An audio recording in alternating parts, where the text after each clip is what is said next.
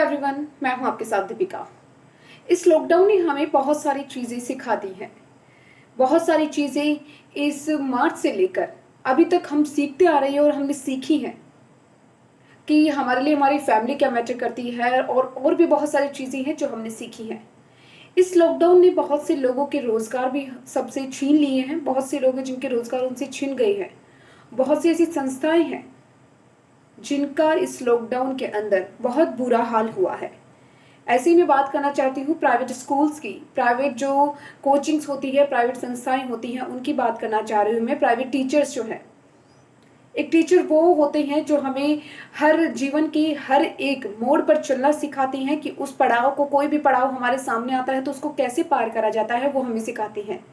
पर अभी इस लॉकडाउन में उनके साथ ही कुछ ऐसा हो रहा है जो हम शायद सोच भी नहीं सकते। प्राइवेट स्कूल्स की जो टीचर्स हैं, प्राइवेट स्कूल्स जो हैं, प्राइवेट कोचिंग्स के जो टीचर्स हैं, उन सभी के साथ ऐसा कुछ हो रहा है। क्योंकि स्कूलें जो है वो मोस्टली जो प्राइवेट स्कूल्स हैं उनको कहीं से फंड नहीं मिल पा रहा, कुछ नहीं हो रहा है, स्कूलें बंद हो चुकी हैं। और उन स्कूल में जो टीचर्स थे उनका जो रोजगार था, एम्प्लॉय जहाँ पे वो वर्क कर रहे थे, जहाँ पे वो अपनी सेवाएं दे रहे थे, वहाँ से भी वो लोग, उनको वहाँ से भी कोई बेनिफिट नहीं मिल रहा, कुछ नहीं हो रहा। उनकी सैलरी पूरी तरीके से बंद हो चुकी है। उनके पास अब रोजगार का कोई साधन नहीं है जब तक स्कूल्स वगैरह नहीं खुल जाती।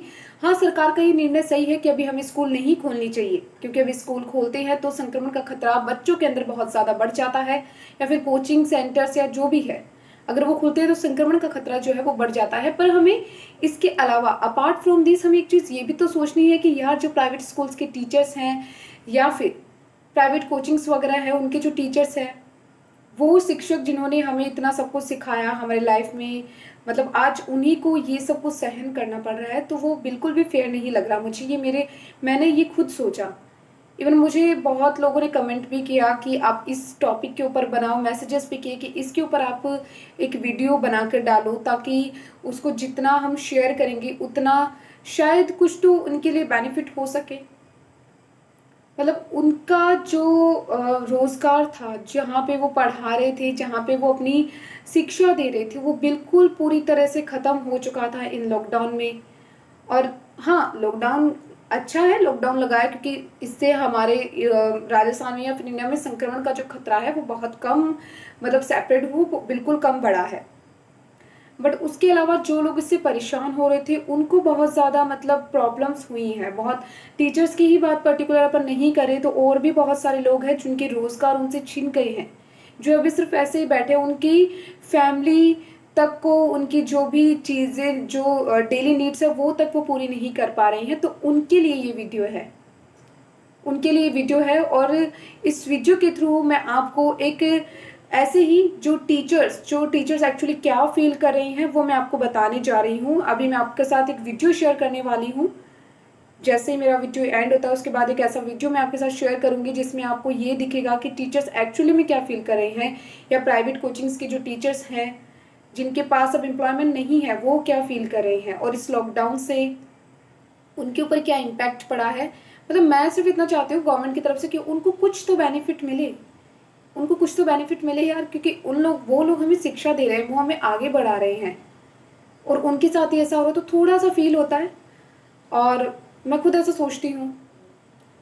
अभी आपके सामने एक वीडियो आ रहा है जो आप देखिए, जिससे आपको पता चलेगा कि एक्चुअली टीचर्स क्या फील कर रहे हैं इन दिनों।